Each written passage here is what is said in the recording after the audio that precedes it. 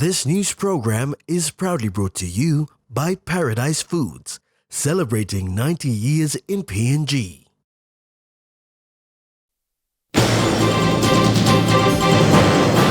MRA committed to progressing Frida River Project special mining lease. NPL begins discussion in Pogar with tenement landowner clans. And the Teddy mine makes $700 million, about 2.4 billion kina.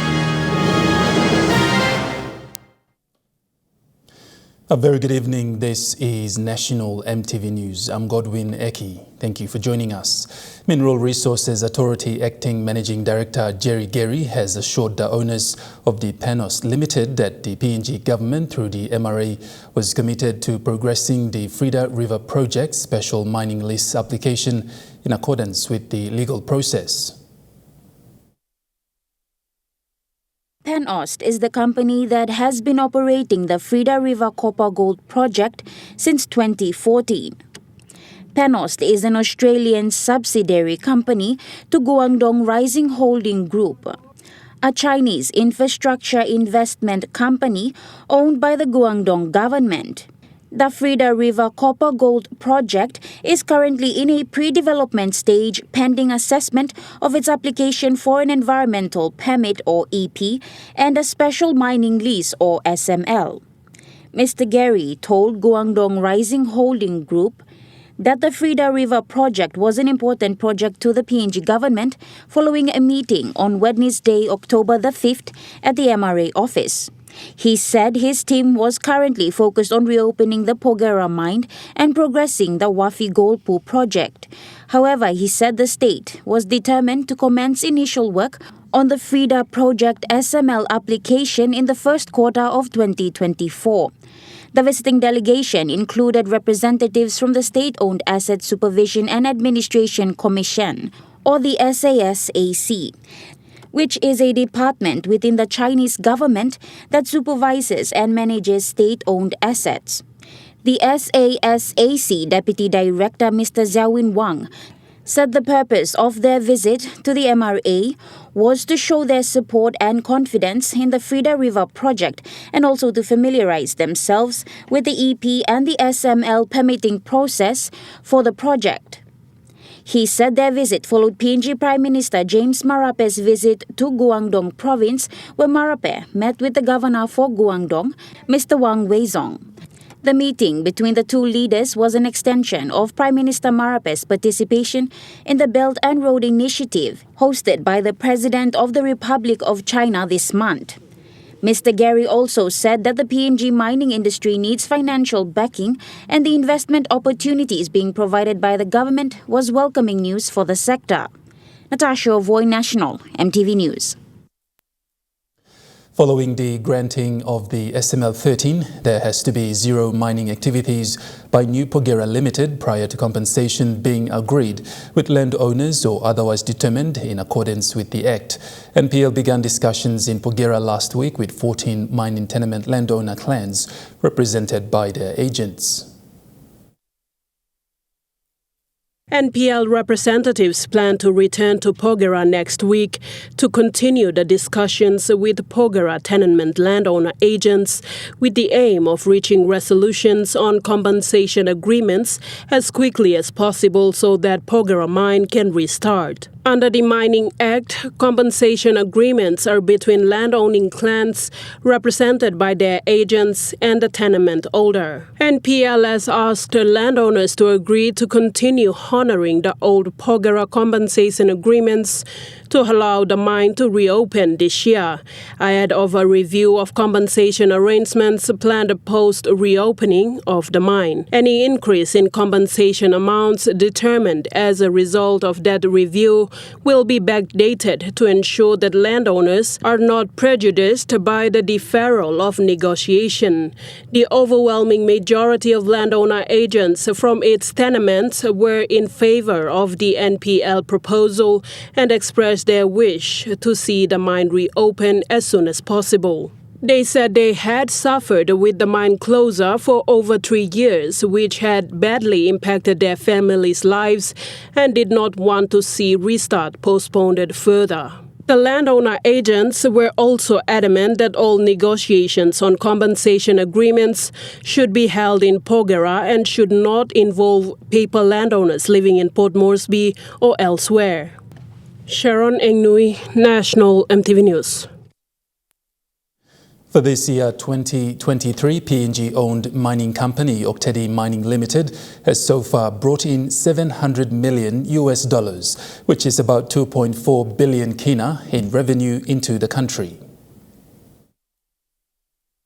OTML Managing Director and CEO Keddy Limbit said, however, the mine is aiming to bring in another $300 to $400 million as revenue for the country, and that is about 1.2 billion kina.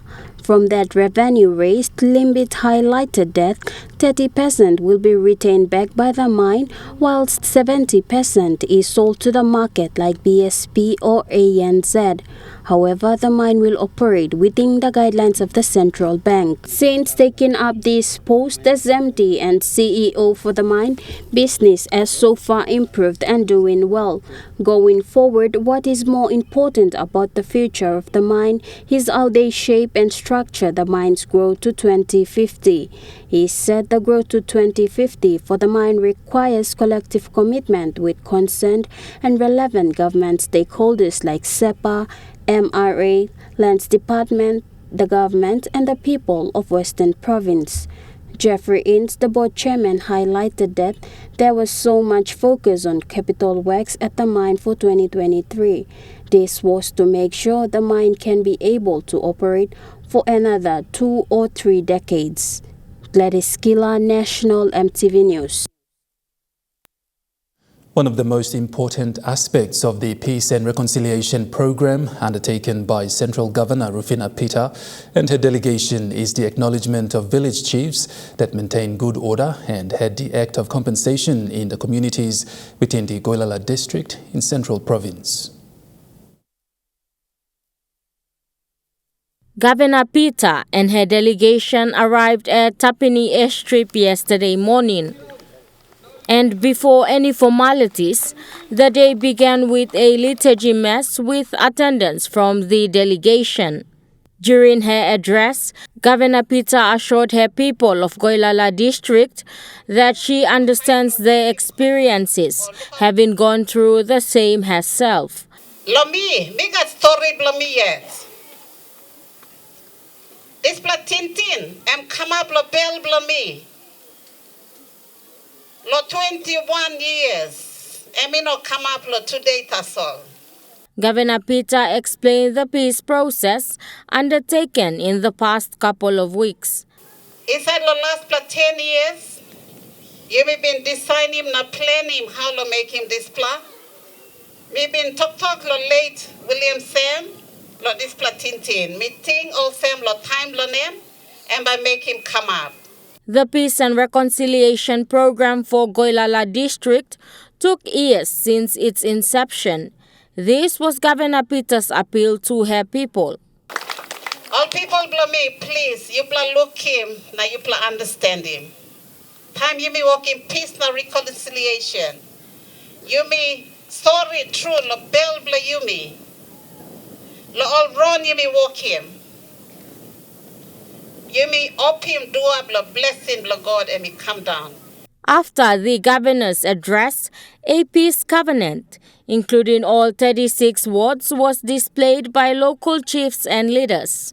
Amanda Ilaitia, National EMTV News. And National EMTV News continues after the break with more stories. Stay with us.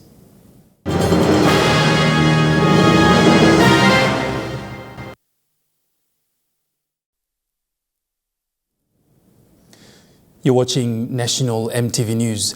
During the Goilala District Peace and Reconciliation Program, the member for Goilala, Kasmia Aya, placed a spotlight on the important role churches have played in his district. According to MP Aya, before the arrival and establishment of government entities, missionaries were already stationed in the district. And I correctly support my councillor and chief from Waitape that the link and the missing gap or the link that people of Golo have been missing is the partnership with the church by government and by those that have interest in the affairs of Golo people.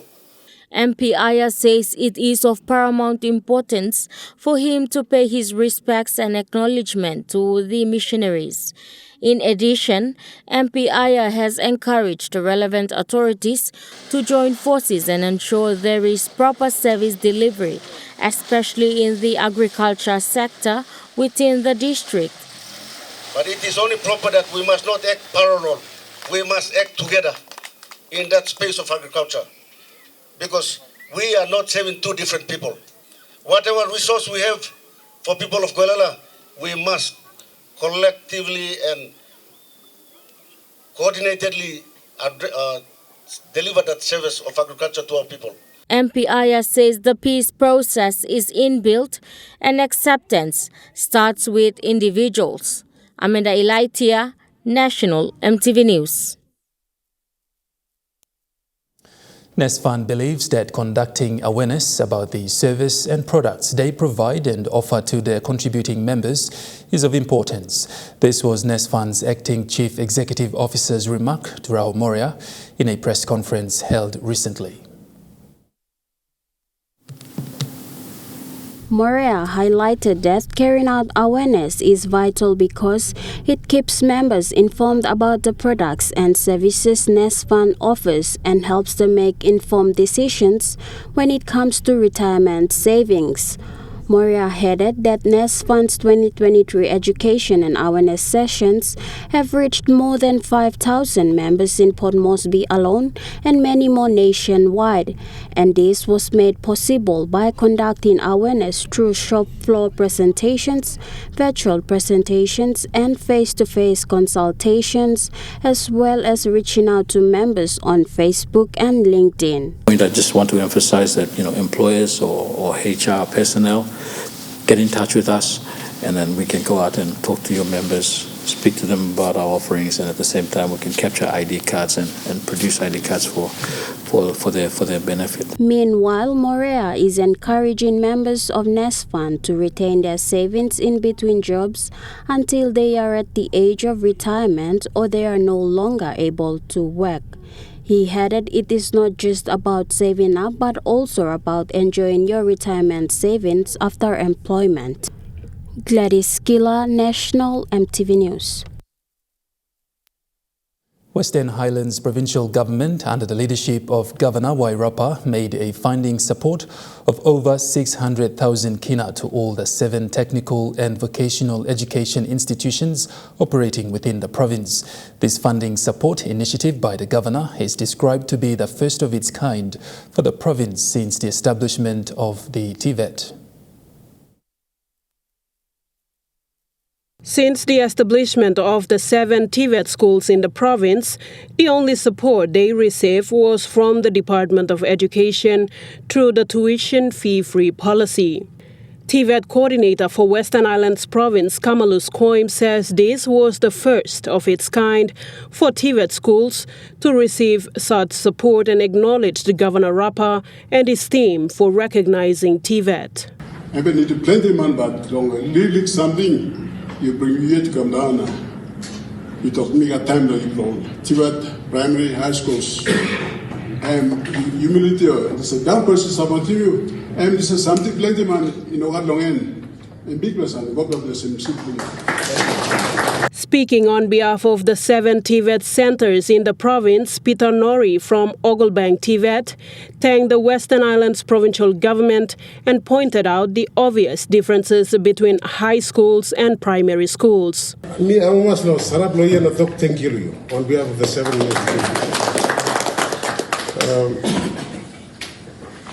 what else by me to talk? All this like something when we plus operate in school long. We basically teach carpenter, mechanic, welding, panel beating, any trades that you call it. Not many of them, but some of them we often.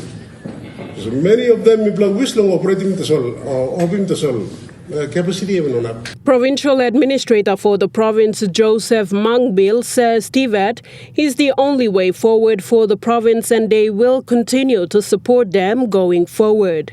Governor Rapa, upon presenting the check, says education in the province is one of his priority areas and he will continue to support education in the province. Rapa added that he will continue to support the TVET centers and if any need arises from establishing new schools, he will not hesitate. Present to receive the checks were all the representatives from the TVET centers and other schools, together with the executive management team from the Division of Education, Western Highlands Province. Sharon Engnui, National EMTV News. National EMTV News continues after the break. Stay with us.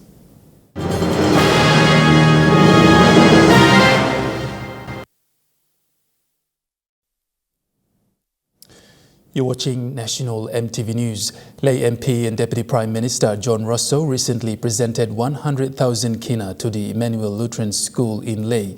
Additionally, the Minister for Lands and Physical Planning also announced that the school will also be proud recipient of a brand new 8-in-1 double classroom funded by the taxpayers of Lay through the Lay City Authority.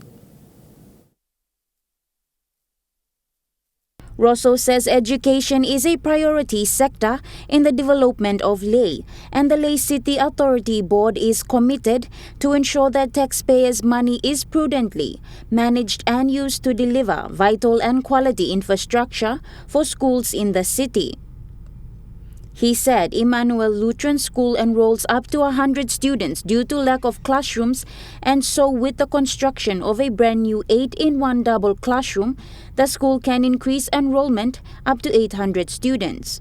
Sharing sentiments that the Emmanuel Lutheran School is one of the few recognized flexible open distance education or FODE schools in Morobe, and it provides a second chance learning opportunity for children, the Deputy Prime Minister said that it is fitting that the Lay City Authority supports its operations.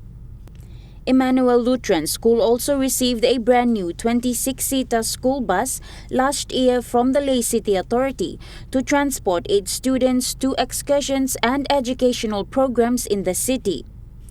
Deputy Prime Minister Rosso says the Lay City Authority will assist to subsidize school fees for Emmanuel Lutheran School next year, as currently this FODE school does not receive any government subsidy or support and depends entirely on parents paying 2,400 kina in total for school fees per year.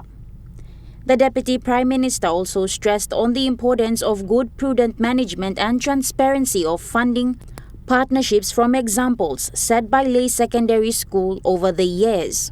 Natasha Voy, National EMTV News.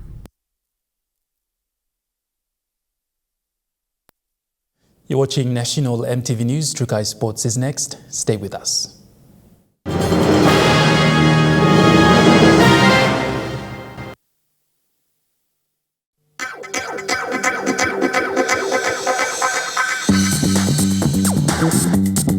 Trukai Sports.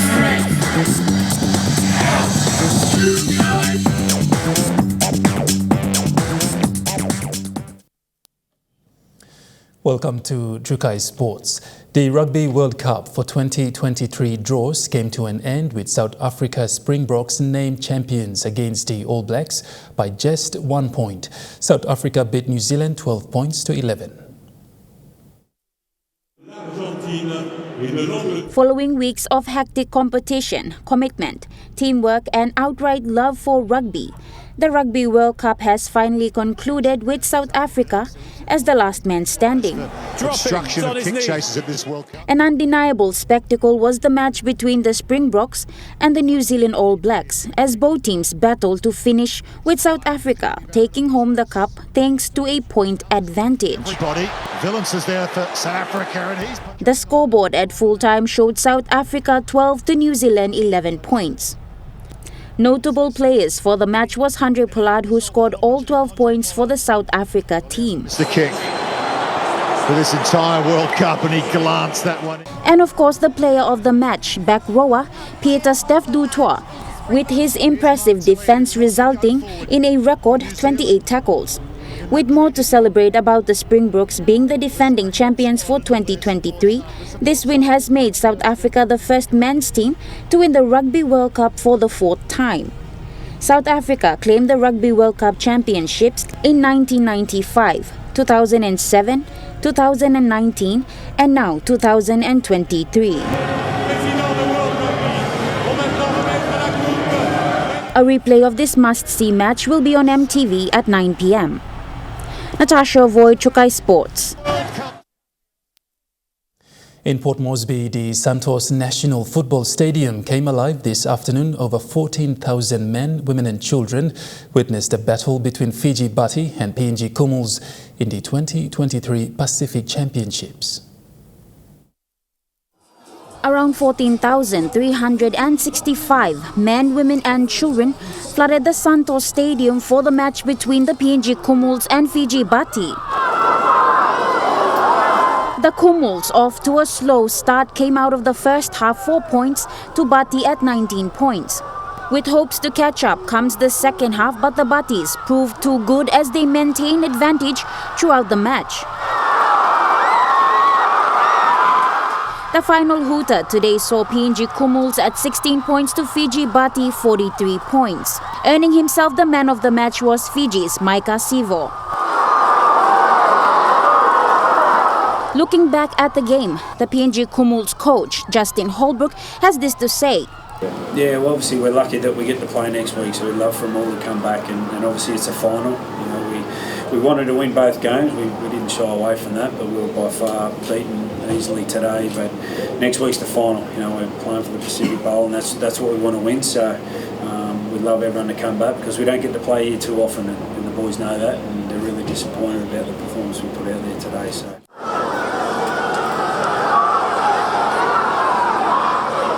Natasha Void, Chukai Sports.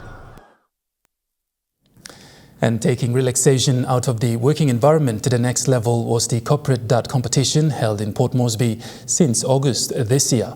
The competition yesterday saw its grand final matches between 8 teams from the 20 that initially registered. 8 teams went head-to-head yesterday for the Cup, Bowl, Plate and Kundu prizes. Playing for Cup, the mighty NSLS beat BPNG team 5-4 points. LESA won the bowl against the Moniplus team 2, 5 points to 3 points. The BSP Bulls beat KMS Medics 5-1 point to claim the plate. And Coca-Cola brought home the Kundu from PNG Customs with 5 points to 3 points. With much anticipation for the corporate competition in Dart to be bigger next year, the NCD Dart Association hoped to see more teams participate in the next tournament, expressing that it is a good platform to build contacts and embrace partnerships. The competition's major sponsor was SP Brewery, supported by the Port Moresby Car Club. Natasha Void, Chukai Sports. And in netball, the PNG Peppers returned today at the Jackson's International Airport from Singapore after competing in the Max's Nations Cup 2023.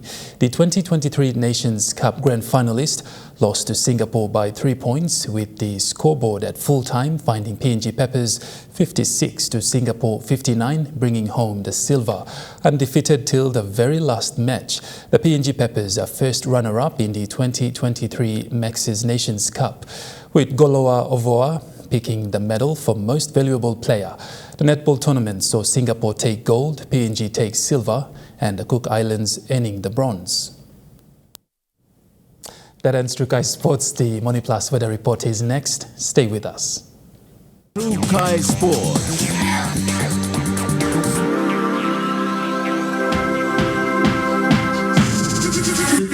Trukai Sports.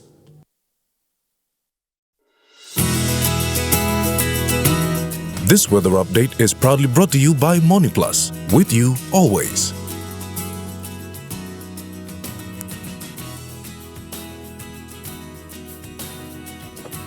Weather forecast for the next 24 hours. Southern region, Port Moresby, cloudy periods with some rain showers and drizzle. Daru, cloudy with some rain showers. Kerema, cloudy periods with some showers. Alatau, cloudy periods with some showers. Popondetta, cloudy with some rain showers and possible thunderstorm. In the Momase region, Ley and Medeng, cloudy periods with some showers. Wewak, cloudy with some rain showers and possible thunderstorm. Vanimo, cloudy with some rain showers and possible thunderstorm. In the New Guinea Islands region, Loringau and Kavieng, cloudy with some rain showers and possible thunderstorm.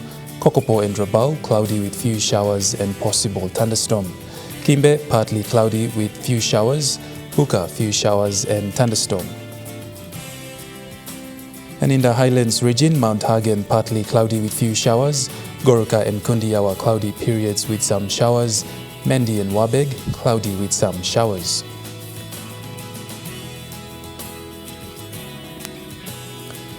Waters of southern PNG Indonesian border to Daru to Kiwai Islands to Kerema to Yule Island to Hood Point to Samarai Islands seas 1.5 to 2.5 meters, rising to 3 meters. Waters of Samarai Island to Cape Vogel and eastern and western Milne Bay Islands seas 1.5 to 2.5 meters, rising to 3 meters. Waters north of Cape Vogel to Ewan Gulf to Finschhafen seas 1 to 1.5 meters. Waters of Finschhafen through Vitis Dampier Straits to CSC and Long Islands seas 1.5 to 2.5 meters, rising to 3 meters. Waters of Long Island to Medang to Wewak to Vanimo and northern PNG Indonesian border seas 1 to 2 meters.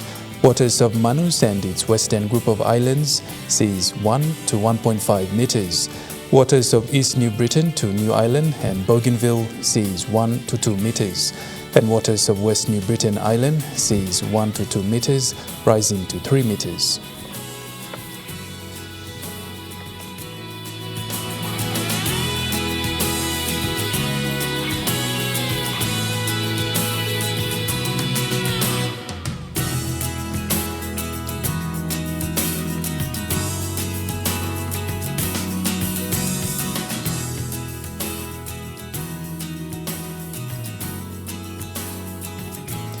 And taking a look at the ocean forecast, Coral Sea sees rather rough to rough southeast winds of 20 to 30 knots with gusts. Solomon Sea sees light to moderate southeast winds of 15 to 20 knots. Bismarck Sea sees light to moderate southeast winds of 10 to 20 knots. And Pacific Ocean sees light easterly to southeast winds of 10 to 15 knots.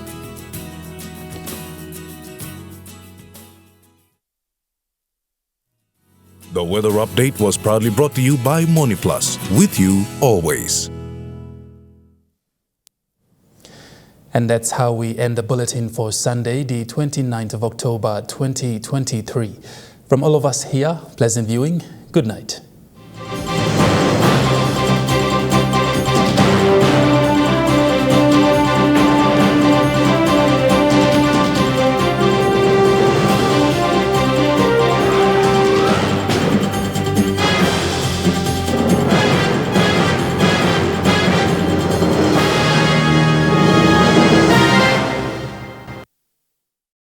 This news program was proudly brought to you by Paradise Foods, celebrating 90 years in PNG.